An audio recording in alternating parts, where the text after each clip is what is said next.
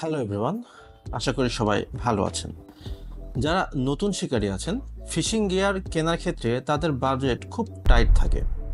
তাই অল্প টাকার রড এবং রিলের সংখ্যাও বাংলাদেশে অনেক বেশি। অল্প বাজেটের জিনিস সবসময় ভালো হয় না, তাই আমি চেষ্টা করি কম বাজেটের মধ্যে মানসম্মত প্রোডাক্টের রিভিউ করা। ঠিক তেমনি আজকে আমি রিভিউ করব কুইনহা ব্র্যান্ডের এই RB40 সিরিজ এই ফিশিং রিলটার। এটা স্থানকাল পাত্রভেদে 700 থেকে 900 টাকার মধ্যেই মার্কেটে আপনারা পেয়ে যাবেন। এই রিলটার ভালো দিক, মন্দ দিক, কারা কিনবেন বা কারা কিনবেন না ইত্যাদি সব কিছু চেষ্টা করব আজকের এই রিভিউতে আপনাদের সাথে শেয়ার করার। আমি ফাহাবির, আপনারা দেখছেন ফিশিং উইথ ফাহাবির। চলুন শুরু করা যাক।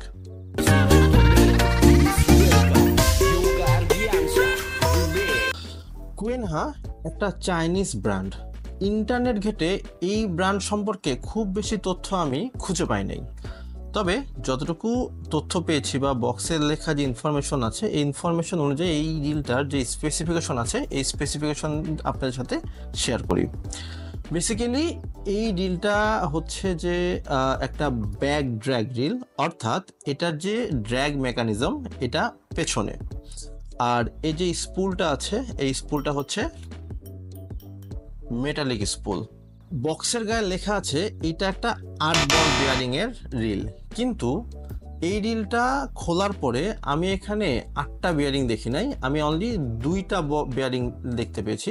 বাট এটার যে বডি, এই বডিতে লেখা আছে আবার 12 বল বিয়ারিং। সো ফ্যাক্ট হইতেছে যে আসলে চাইনিজ কোম্পানিগুলো এটা কেন ক্লেম করতেছে আমি জানি না, বা অনেক যারা সেলার আছে সেলাররাও ওখানে লিখে থাকেন যে 8 বল বিয়ারিং।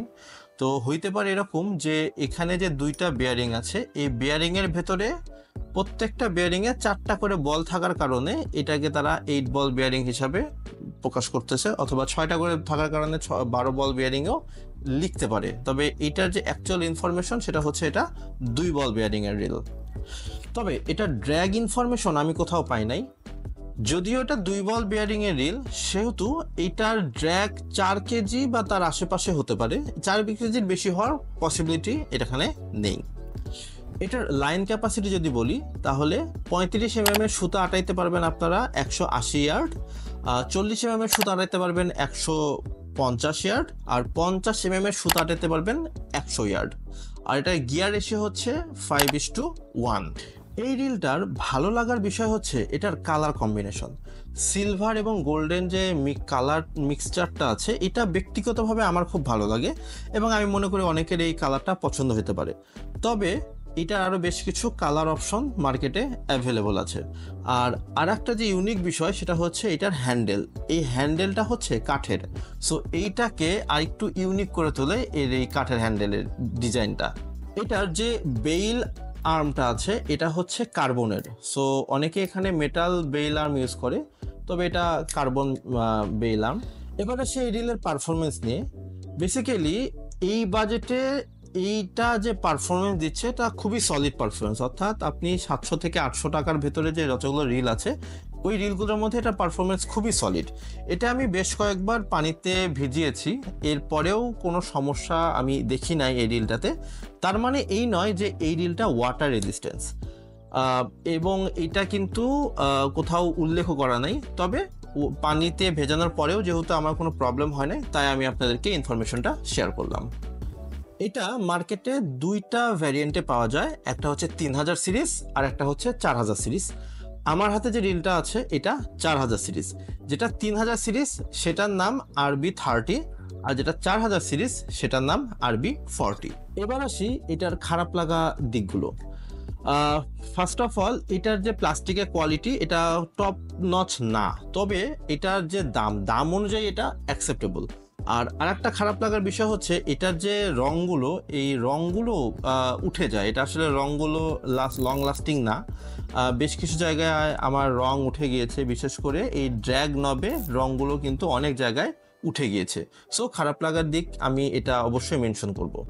তবে এই বাজেটে যেটা অফার করছে সেটা আসলে সত্যিই প্রশংসার দাবিদার।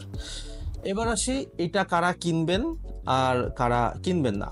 যাদের বাজেট একেবারেই টাইট, খুব কম টাকার মধ্যে আপনার একটা রিল লাগবে, তারা অবশ্যই এটা আপনারা নিতে পারেন। এটার পারফরমেন্সও ভালো এবং বাজেট অনুযায়ী যে অফার করতেছে তা সত্যি অন্যান্য রিলগুলো থেকে বেটার। তবে যাদের বাজেট একটু ফ্লেক্সিবল তারা অন্যান্য অপশন দেখতে পারেন, যেমন AR3000 বা আরও বেশ কিছু রিলগুলো আছে, সেগুলো আপনারা দেখতে পারেন। আমার চ্যানেলে এই ধরনের রিলের বেশ কিছু রিভিউ আমি করেছি, আপনারা চাইলে সেগুলো চেক আউট করতে পারেন। আর কোনো পরামর্শ বা কোনো রিভিউ রিকোয়েস্ট থাকলে অবশ্যই আপনারা কমেন্ট বক্সে কমেন্ট করে জানাতে পারেন। আজকে এই পর্যন্তই, দেখা হবে অন্য কোনো ভিডিওতে।